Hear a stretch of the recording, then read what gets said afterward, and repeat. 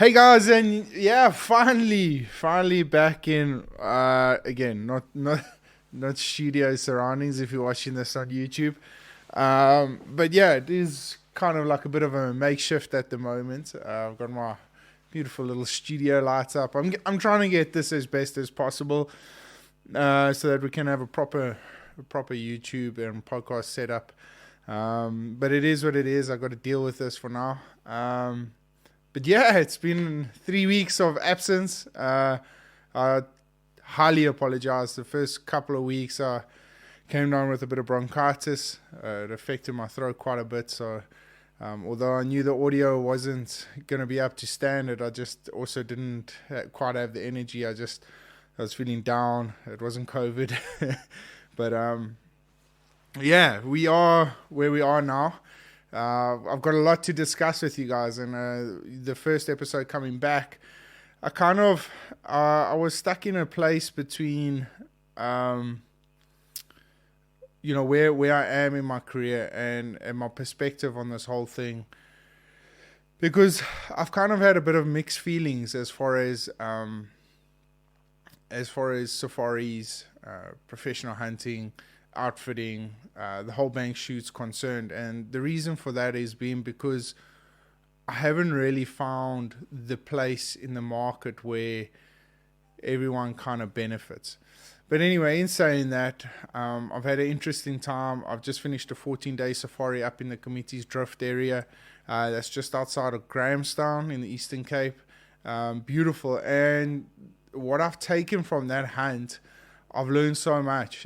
And it's crazy to think that it needed a hunt like of that magnitude to really hone in and refurbish my skills, if to say that.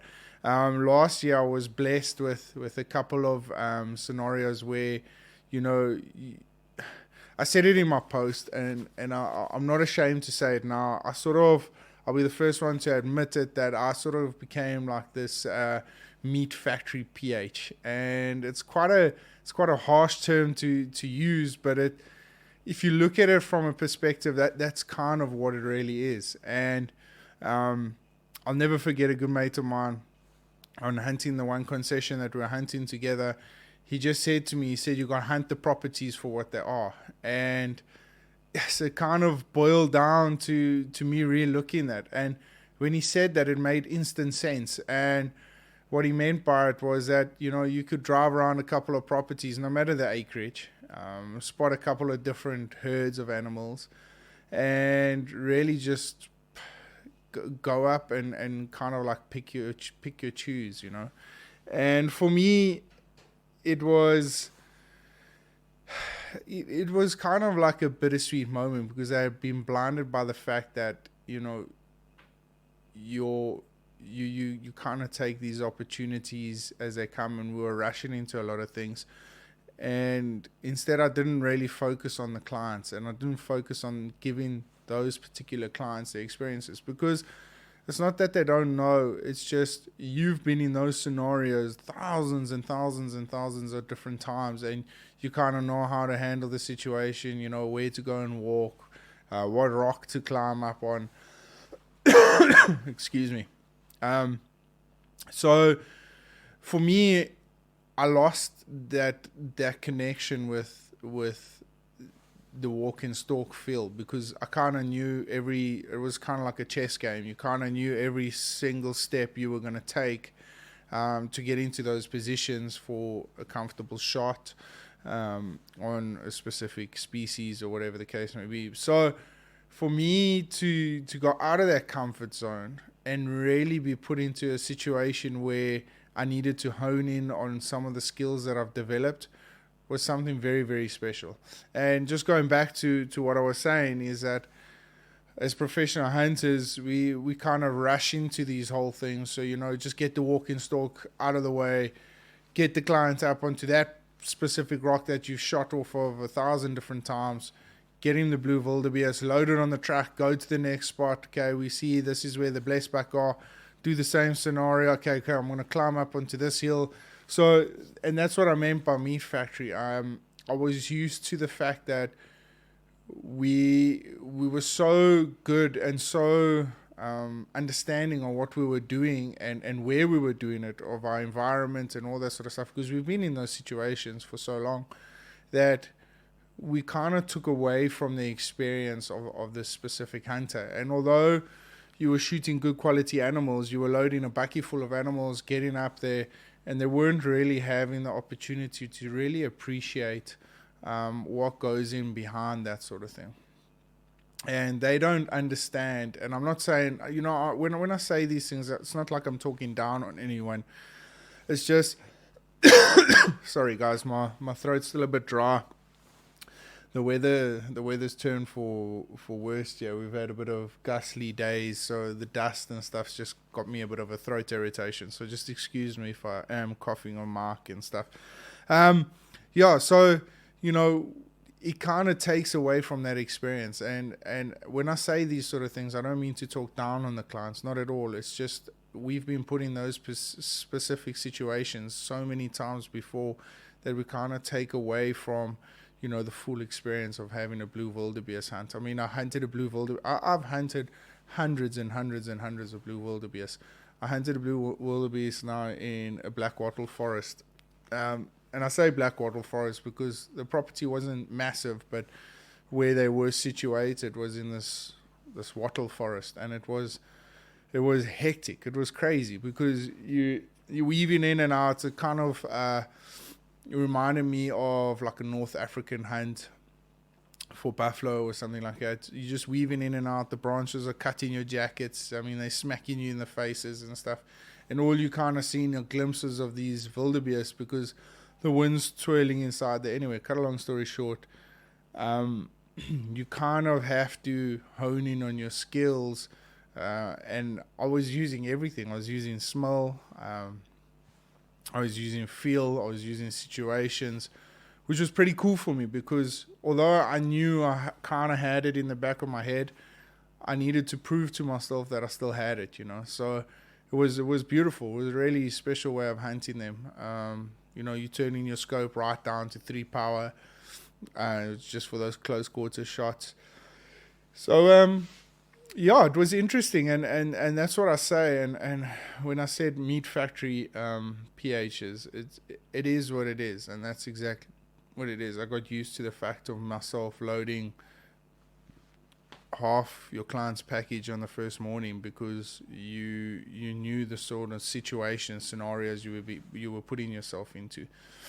And I realized there and then that it kind of took away from the whole experience on specific animals. For instance, the blue wildebeest, it should be a lot harder than what we were doing. But because we were in those situations and we knew every step we were going to take to hunt those blue wildebeest, it kind of took away from that difficult experience. So when you did get to shoot a really, really nice animal, a really nice bull, the client didn't fully appreciate or didn't fully understand what he had just done.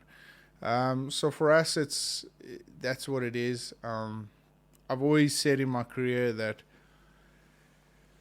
more is not better. You want to share an experience, and you don't want to take away from anything that the animal deserves. And that's what I've tried. So for instance, we get into the community drift area now. It's thick there, guys. It's extremely thick. There's beautiful speckbone trees. So it's just an outstanding place to hunt. It's frustrating as hell. So we get in there. I can see the terrain.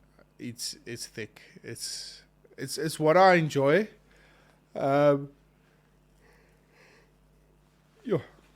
I don't know what's going on with me today. It must be the weather. It's what I enjoy, but as well, it really it affords you that opportunity that you need to really look at yourself and say, okay, guys, listen, this is how we're going to do it. This is what we need to do. These are skills that we need to use here. So, for instance, on the kudu, it became a frustrating chess game. And when I got there, obviously my first idea is to grab one of the guys that are from the area, drive around the property, get a couple of vantage points. And from my previous experiences, you can kind of understand where where your next move's going to come from, or what animal you perceive that's going to have come out in those sort of areas and stuff. So for me, that's what it was all about. And yeah, I got into this position where I it almost looked too good to be true that the kudu should be coming out, and they did. But it was to try and close that distance, from about 450 to 300 yards. It was trying to close that distance was challenging, especially for somebody that doesn't understand the area. So, for instance, you're taking your client. I mean, it's like you're walking on eggshells all the time. You're really just trying to get into position where he can be comfortable with taking the shot, but it's to close that distance that's the challenge. So, for instance, we saw a couple of kudu each and every single day. Nice, beautiful bulls. The gentlemen that we're hunting on, the Webbers, they've done an incredible job in managing their kudu genetics to be, I would say, probably some of the best in the Eastern Cape. So yeah, got us to that point where we were like, okay, you know what, we've had a couple of opportunities, we've seen a couple of bulls, and now it's time to pull out all the stops. So on that day, we saw two bulls chasing females. The one younger bull, look, on other opportunities, last day kudu hunt, I probably would have taken that bull. He just wasn't mature enough.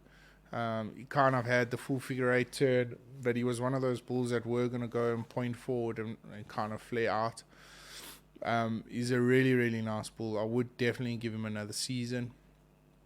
So he was chasing the females, and then this other bull, if you guys have seen it on my Instagram, I think he was like 49 and something inches or 50 inches. Steps out and sort of like, let me just see what's going on here.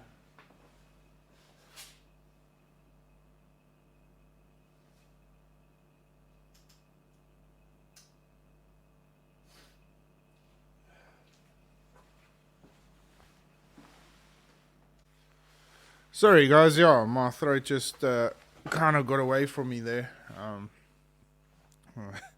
It's a bit scratchy at the moment, so yeah, like I said, we've had a couple of windy days, so the dust has kind of enhanced all my my senses. Yeah, so kind of this big bull sort of like was like a satellite bull as far as I understand what the elk side of things were, and he was just hovering around, trying to get his opportunity, obviously well past his prime. I don't know if you guys saw the pictures on the Instagram where there was just no teeth left whatsoever. So yeah, it was something special. As soon as he stepped out, I knew that was our bull. We had been chasing him we had seen him in the area for a couple of times. He was always thereabouts, but wasn't kind of joining the herd. And his neck wasn't as swollen, so that was the first telltale sign for me that he was kind of like a deteriorating bull. And then as well as towards the rear end, I kind of picked up on his hip bone. So for me, that was a perfect opportunity to try and get in close. He made the fatal mistake of stepping away from the females. The younger bull wasn't putting too much pressure on him. I think he had realized. So he made the fatal mistake, kind of like swifted off to the left-hand side of us. So if we were glassing down the creek, he was swifting off to the left. And I kind of told the clients and my tracker, I said, come, we need to get into position quickly. We was about, at that stage, it was 420 yards. I said, if we can close the distance by another 200 yards, we'll be good. And now it's not steep. It wasn't a steep creek. It was actually kind of flat. But we used the shoulder height shrubs to kind of make our way across. So as he was moving and feeding, we were also swifting across pretty slowly. And, we were just trying to maneuver twigs, kind of just watch every step as we put our feet down, because on that hillside, there's like shale, like this black shale. Gets quite tricky underfoot. So anyway, we creep along. We get up into about 150 yards from the bull. He doesn't present us with a shot, but we can see him still grazing. And we just waited. It came out, and he gave us full shoulder. And he didn't know we were there or anything, so the client pulled the trigger, and I'm sure everyone that's hunted grey ghosts in South Africa would have kudu fever. And the gentleman at the time, shame, it's a beautiful thing to witness, because it kind of knows, it adds to that respect of that animal, the magnitude of that specific animal. So yeah, I just the moment just got there, and I just saw the shooting stick shake, and I was holding, trying to have a support, so he would put his elbow in my elbow, and just pulled the shot, completely missed. But with that, the kudu didn't realize where we were and where we were coming from, so he kind of twisted like 180 degrees and kind of started making his way towards us, and not running or anything, just literally walking. And at that stage, the females had obviously ran off, and he just came closer and closer and closer till about 70 yards. I think he kind of got a glimpse of us and knew what we were, turned broadside, and eventually we didn't have much time, but my client put a beautiful shot in on the shoulder. He didn't run 20 yards, and it was done. So yeah, that was the experience that I was kind of trying to explain to people, is that's the skills that I've developed and I needed to hone in on, and I kind of took those things for granted, because like where we were hunting, it's you knew every move you were going to make. Take yourself out of the comfort zone, put yourself into difficult situations, and you've got to entrust in the skills that you've developed over so many years to try and close those distances. So it is what it is. It was a beautiful hunt at the end of the day, magnificent kudu, really part of the conservation program that I've tried to develop in myself, is to try and understand the best possible animals I can take at that time. It's got nothing to do with size, everything to do with age and conservation. So once I harvested that bull or shot that bull, I knew that we were kind of in the right track. And then and the safari went on. We had some wonderful opportunities, like I mentioned, on blue and black wildebeest. Shot a stunning impala, and then the Inyala to end everything off. The weather was miserable. A lot of rain. It wasn't cold, so there was a lot of rain, but in the Committee's Drift area, it's quite warmer climate. So once we got down there to a place where I figured that there would be a lot of movement, specifically from kudu and Nyala, bushbuck would tend to sit tight. We set up and we just waited. Spotted a couple of females making their move, and then we saw a nice male. Beautiful ivory tips, but we kind of just waited out, and lo and behold, right underneath us, we were sitting on like a little krantz looking down into a creek area.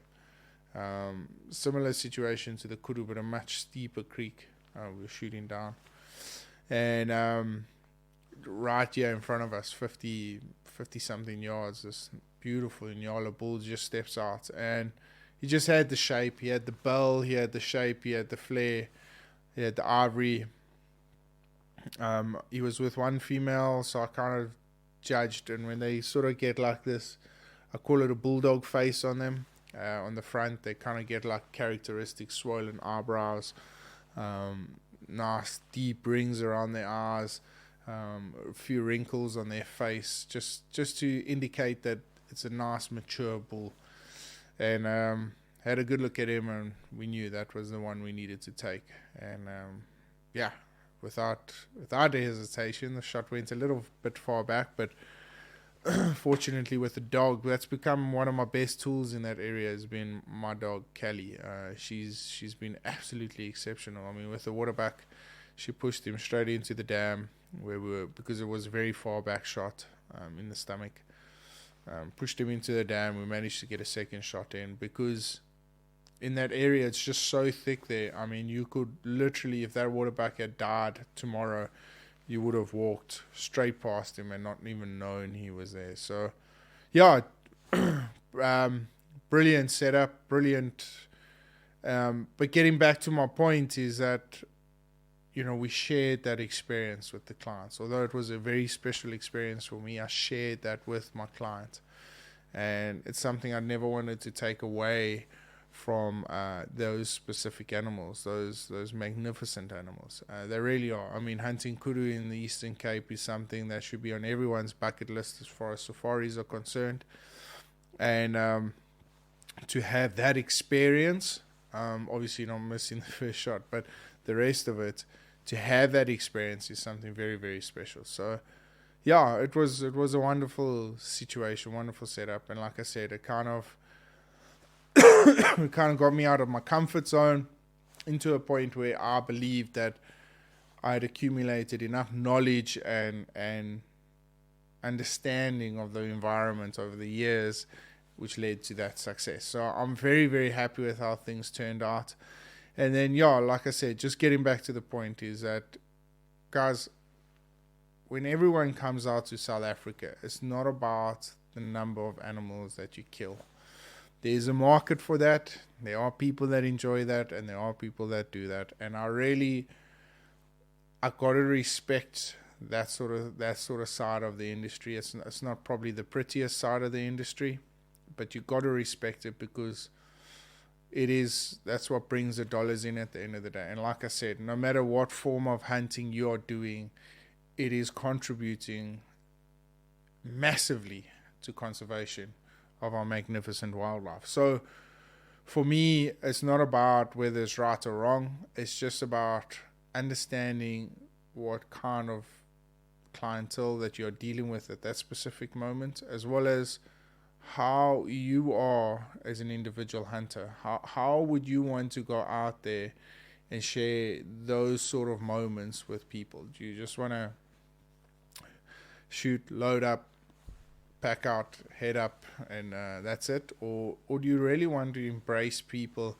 into the whole environment? For me, that's what I want to do. I mean, I don't want to just go over to North America. One of my bucket list animals is a bugling elk in archery season, and I don't want to just go out and smash him on the first day and that's it, and really walk up to him 5 yards away from him, put an arrow in it. I know there's opportunities that will come up like that, and there are hunters that have had those really rare opportunities. But in saying that, you want to have the full experience. You want to hone in. I want to hear people call him in. I want to understand why he's moving that way, and really just dive deep into the whole scenario. And that's what I think a lot of people and a lot of hunters want to do when they come out to South Africa, especially on certain species like the kudu, like the inyala. For me, it's the bushbuck as well. So yeah, guys, just take a moment to really understand and take a step back and understand that there's a lot of clients out there that aren't just meat factory clients. They don't just want to load buckies full of animals, head back to the lodge, drop them off, and be like, oh, I shot 20-something animals, today. There are guys out there that are happy to shoot 1 or 2 every second day, as long as they're enjoying the experience. And that's become the big part. You don't have to harvest animals every single day on a safari, and a lot of people put pressure on themselves if they don't. So it's a tricky situation, and I'm trying to figure out the right wording for it, because I don't want to offend anyone, because like I said earlier, there is space in the industry for those kind of hunters, for those kind of outfitters as well. But for me, I prefer to really indulge in the experience and indulge in the opportunities that have presented themselves at those particular times, hunting new properties, and yeah, just refreshing the skills, you know. So yeah, if you're watching this, sorry, excuse me, just turning around. I'm just trying to get time on this because I don't think this is going to be a long podcast episode, but it's good to be back. I just want to say a very big thank you to everybody that's followed me. The last couple of months haven't been easy. But yeah, we're definitely working on some really exciting things. I start another hunt at the end of this month, so I'm going to try and generate as many podcasts as possible. And then in the first 3 weeks of July, unfortunately, I'll be completely out of action. I won't have any social media. I won't have any podcasting, any YouTube videos. So yeah, we just stay tuned for that one, because as soon as I get back, I'll be flat out into it again. We've got some exciting episodes coming up. I'm so excited about it. We've been working really, really hard on trying to work on my YouTube episodes and stuff. We've got a lot of content that's just waiting. We're doing a couple of edits, voiceovers, that sort of stuff. So yeah, if you haven't yet and you're on this, watching this through YouTube, hit the subscribe button, turn on the notifications, and then and if you enjoyed this episode, drop a thumbs up.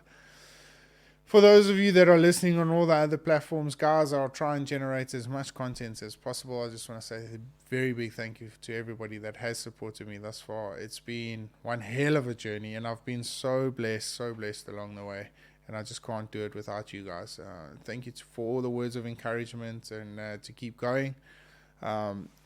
Advertising slots are open again, so if you guys would like to advertise on the podcast, or if you would know anyone, or if you recommend anyone as far as being a guest on the podcast, it would be highly appreciated, as well as just start any sort of discussions on any one of my social media platforms. So with that all being said, from myself, if you are, happy hunting, stay safe, stay blessed, and stay humble.